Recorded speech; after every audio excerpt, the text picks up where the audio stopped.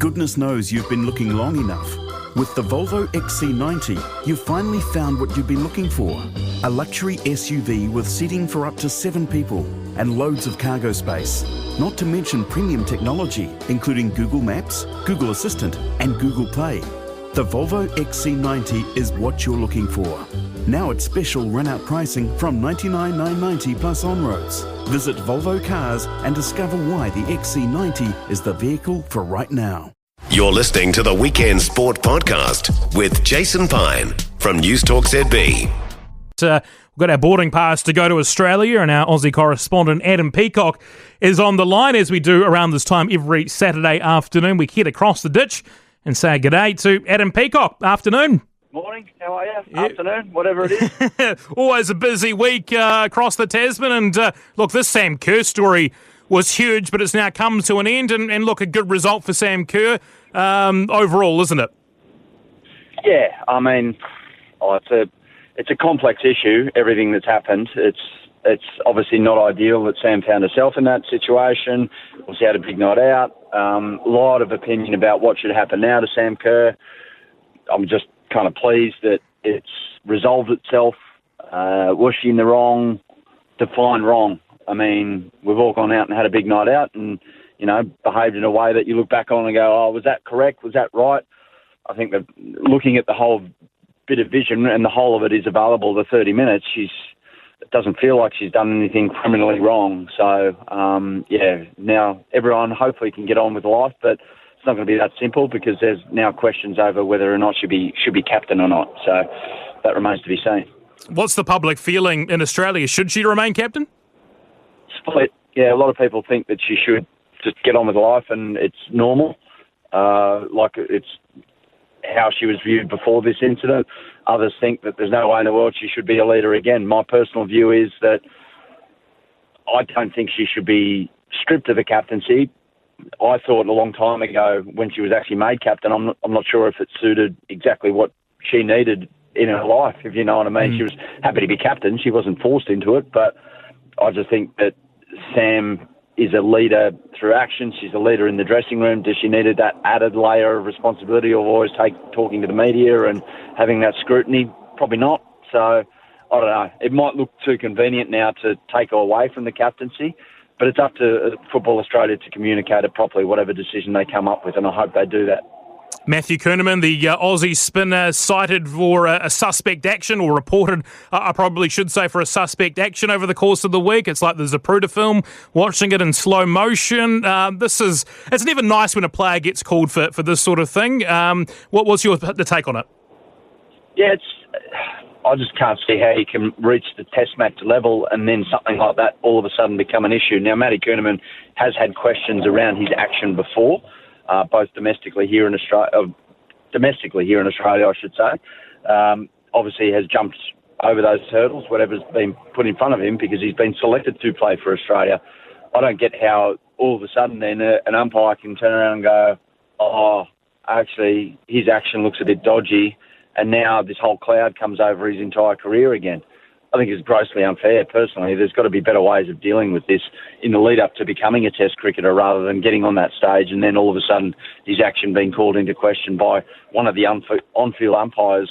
So now he's got to go through this whole rigmarole of proving that he doesn't chuck the ball by the letter of the law and by the angle of his arm and all of that. So, yeah, it's a head-scratcher administration-wise that it can get to that, but that's what Matty Kuhneman's got to go through now to prove that he doesn't chuck. It's one of those things, isn't it? I remember the Daryl Hare one with when he no-balled Murali Duran in the mid-90s. Yeah. That was huge at the time, and it's a story that still resonates, about 30 years on? Yeah, because that happened in the middle of a test match and he kept on no-balling him instead of giving him warnings. Instead, it felt like a surprise attack on him, which was grossly unfair at that time as well. And obviously Murali, he was a very young player at that time, went on to have an amazing career, so it was obviously all okay how he was bowling, but seriously, that was a circus that just did not need to happen, and hopefully Matt Kuhneman can avoid similar fate. And look, Super Rugby underway as of last night. The Waratahs get the win over the Highlanders. It might be their year. It might be Australia's year in Super Rugby, finally. Yeah, one night, so let's all calm down. But and they're not the Blues and they're not the Chiefs. the Highlanders, with all due respect to them.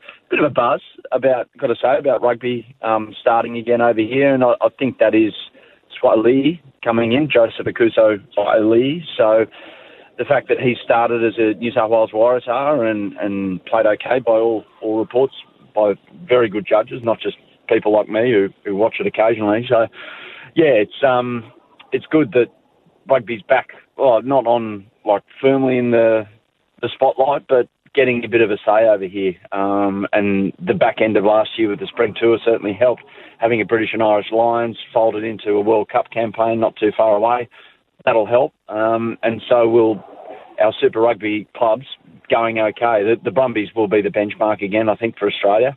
But having all these Melbourne Rebels players having that club dissolved, and then those players, good ones, filtering back into the other clubs and their systems, has strengthened. So hopefully that does strengthen Australia's cause on this stage against some of your better sides. I was at the Super Rugby launch in Sydney for a day last week. Joseph Suaalii would have reeled off, I think, about 12 interviews in a space of about 3 hours. He's 21 years old, but he has the professionalism of a 30-year-old. I think he's going to be good for rugby in Australia.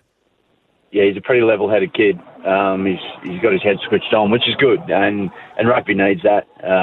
Needs good players, first and foremost, but good people as well, and a lot of them are. Like a stack of the rugby boys are just good humans, and Joseph Akuso certainly fits that bill. And you just want him to have a clear runway health-wise, and all the good players here from Australia, because we don't have that layer of depth that I reckon you require to consistently get results on the international stage against the very good sides. But that's what this competition is meant to build, and hopefully it can continue to go in the right direction, because it feels like it is the last couple of years. Indeed. Well, Adam Peacock, thank you very much for your time. Wish you the best of luck, and we'll catch up again next weekend. Sounds good. Cheers, mate. Adam Peacock joining us as he always does around this time on a Saturday afternoon, talking all things Australian sport, and no shortage of topics to get stuck into, that is for sure, with Adam this week. That Sam Kerr thing has caused plenty of interest on both sides of the Tasman here and in the UK, reading a whole range of perspectives on that matter. For more from Weekend Sport with Jason Pine, listen live to News Talk ZB weekends from midday, or follow the podcast on iHeartRadio. For a few years in the 1970s, the Mr. Asia Syndicate made millions. Heroin creates its own market. It acts like a form of plague. Until jealousy, betrayal, and murder brought it all crashing down. Then he just pulled out a gun, shot her in the back of the head, and then said to Wayne, "You're going to help me bury her." This is Mr. Asia, a forgotten history. Listen to episodes from February 19 on iHeartRadio or wherever you get your podcasts.